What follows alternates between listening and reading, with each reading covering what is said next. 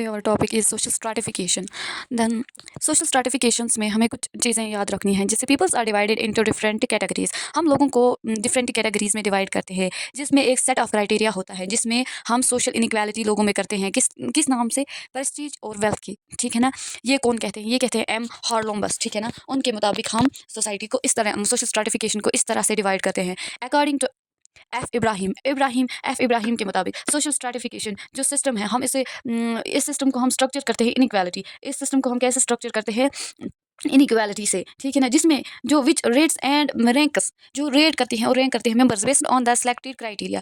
किसमें? Selected criterias में, जिसमें लिमिट्स आती है, ठीक है ना। जैसे कि जिसके पास ज़्यादा पावर है, या किसी के पास वेल्थ है, प्रिविलेज हैं, या अदर अपॉर्चुनिटीज़ हैं, हम सोशल स्ट्रैटिफिकेशन को इस तरह इनइक्वालिटी में कन्वर्ट करते हैं अकॉर्डिंग टू एम हार्लोम्बस एंड एफ इब्राहिम।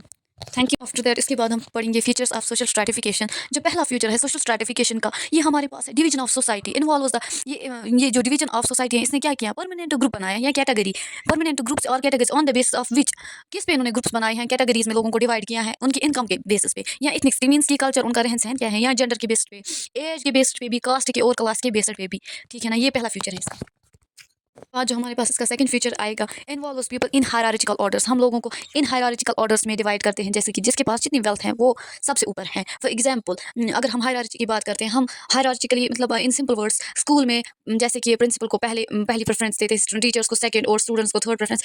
ये सिस्टम होता है, it's a system of hierarchy. Okay, उसके बाद हम जो थर्ड फीचर पढ़ेंगे किसका, सोशल स्ट्रैटिफिकेशन का, इसमें कहते हैं रिलेशंस ऑफ सुपियरिटी। रिलेशन ऑफ सुपियरिटी, हम रिलेशंस को किस पे डिवाइड करते हैं? सुपियरिटी या सबऑर्डिनेशंस पे अमंग द पीपल्स। जिसका जो जितना सुपीरियर है, जिसका जितना स्टेटस ऊपर है, उसको उसी तरह से हम डिवाइड करते हैं। उसके बाद आता है unequal distribution of powers and privilege, privilege and status, ठीक है ना। हम अनइक्वल डिस्ट्रीब्यूट करते हैं, जिसके पास ज़्यादा पावर है, मतलब एक जो कार्ल मार्क्स हैं सोशोलॉजिस्ट, उन्होंने कहा था कि गरीबी क्यों बढ़ती है, जिसने बहुत बड़ी टर्म दी थी सोशलिज्म पे। उसने कहा था poor becomes poor and rich becomes rich. It's मतलब ये एक सिंपल तरीका है हमारे पास समझने का, जिसमें सोशल स्ट्रैटिफिकेशन को ये कहते हैं कि हम क्या करते हैं, unequal distribution of power, privilege and status. जो अनइक्वल, हम बराबरी को मतलब ये इक्वालिटी को इंपॉर्टेंस नहीं देते हैं, बल्कि जिनके पास ज़्यादा पावर है हम उन्हीं को ज़्यादा और ज़्यादा प्रोवाइड करते हैं। उसके बाद आते हैं members of the particular stratum, ठीक है ना। जो अलग अलग तरह के लोग होते हैं, मतलब पर्टिकुलर स्ट्रैटम मीन्स की एक सारा मतलब सिमिलर पीपल्स, ठीक है ना।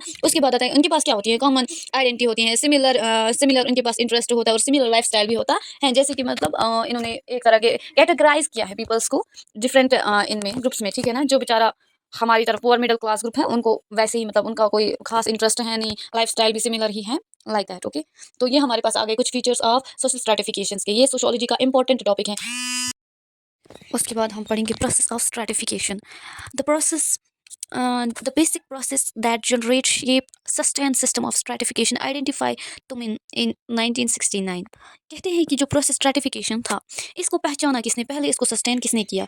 इसको सस्टेन किया तुमेन ने 1969 में किया। उसने इसे डिफरेंशिएट किया 3 अलग अलग ग्रुप्स में, ठीक है ना।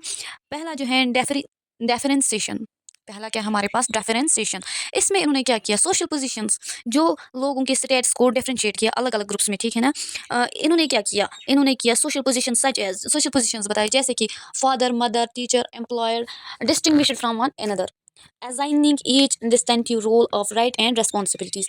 इन्होंने इसको डिस्टिंग्विश किया, ठीक है ना। डिस्टिंग्विश किया कि ज़्यादा मतलब रोल, अपर रोल किसका है, लाइक फादर का पैसे कमाने का काम होता है। इन्होंने इसको एक सोशल पोजीशन में डिवाइड किया, फादर की अलग रैंकिंग, मदर की अलग, मदर की क्या रैंकिंग है इसमें, टीचर की क्या है, और एम्प्लॉयर्स मतलब उनको इन्होंने डिफ्रेंशिएट किया।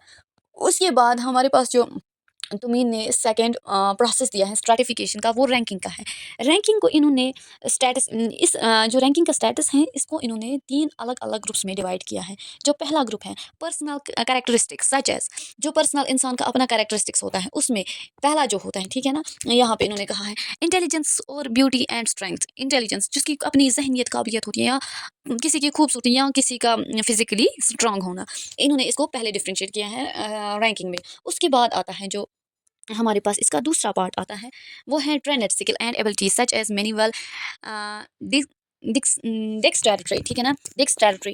कहते हैं कि जो दूसरा है इसमें ट्रेनर स्किल, स्किल की इंसान के अंदर कितनी एबिलिटीज़ हैं, नॉलेज ऑफ लॉ है, ठीक है ना, ग्रेस है, मतलब डिक्स टेरिटरी का मतलब होता है किसी के अंदर कितनी स्किल्स वगैरह होती हैं, या कॉमन और लैंग्वेज, या किसी के पास मतलब किसी को एक से ज़्यादा लैंग्वेज आती हैं, ये डिफरेंशिएट करता है पर्सनल कैरेक्टरिस्टिक सच है, ठीक है ना। उसके बाद जो थर्ड आता है हमारे पास कॉन्सिक्वेंस एंड कॉन्सिक्वेंस और इफेक्ट्स अपॉन अदर्स, कौन सा इफेक्ट हम डालते हैं अदर्स पे, जैसे कि जो एक्टर्स होते हैं वो प्रोवाइड करते हैं इंटरटेनमेंट हमें, ठीक है ना, वैसे ही जज जो होते हैं वो इंश्योर करते हैं जस्टिस, जो कोर्ट में जज होते हैं वो लोगों को इंसाफ दिलाते हैं, और वैसे ही पुलिस मैन करते हैं अपने ऑर्डर्स को फॉलो, ठीक है ना। वैसे ही एक ये जो सोशल स्ट्रैटिफिकेशन है इसका जो प्रोसेस है इसमें हमने पहला और दूसरा पढ़ा, डिफरेंशिएशन और रैंकिंग का। उसके बाद हम पढ़ेंगे इवॉल्वेशन और रिवॉर्डिंग, ठीक है ना। तो अब हमारे पास जो थर्ड इसका पॉइंट आ जाएगा वो है process of evolution. Process of evolution में हमें क्या करना है, हमें पढ़ना है इसमें ये जो बहुत तरह के स्टैट्स होते हैं, ठीक है ना, जो स्केल ऑफ वैल्यूज होती है, वर्थनेस होती हैं, या डिफरेंट काइंड के जजमेंट होते हैं इवोल्यूशन सच एज, मतलब हम किसी को जस्टिफाई करते हैं या डिफरेंशिएट करते हैं, कोई ये सुपीरियर है और वो इन्फीरियर है, ये बेटर है वो वर्सी है, ये इसके पास मोर है ये लेस है, ठीक है, इस तरह से हम डिफरेंशिएट करते हैं, डिस्टिंग्विश करते हैं सोशल स्ट्रैटिफिकेशंस को, ठीक है ना। तो उसके बाद जो हमारे पास लास्ट पॉइंट इसका आ जाएगा प्रोसेस ऑफ स्ट्रैटिफिकेशंस का, वो है process of rewarding. Process of rewarding allocate करता है vast amount of good things, ठीक है ना, इन लाइफ, जो स्टेट्स से मिलती हैं, जो डिफरेंशिएट करती हैं रैंकड एंड इवॉल्वेटेड रूल्स और नॉर्म्स। आपको पता ही होगा नॉर्म्स होती है हमारी वैल्यूज, जो कंफर्ट और लग्जरी ग्रेट प्रोपोर्शंस देती है, ठीक है ना। उसके बाद ये कहते हैं कि they can call the relatives equal allocations, ये क्या करती है equal allocations, inequality allocations to all, ठीक है ना, ये सब में भेदभाव करती हैं in rewards of course characteristics. ये होते हैं सोशल स्ट्रैटिफिकेशंस में डिफरेंशिएट कैसे किया जाता है, चाहे वो स्टेटस हो, चाहे वो पावर हो, या किसी की क्या कहते हैं कि सुपीरियरिटी हो, या किसी की मतलब किसी के पास ज़्यादा पावर्स होती है, या कोई हायर कास्ट का होता है, इस तरह से सोशल स्ट्रैटिफिकेशन का स्ट्रक्चर हमारी सोसाइटी में बना है। तो this is a important topic of our sociology portion, social stratification. Then after that we will proceed continue with caste system. Okay, thank you.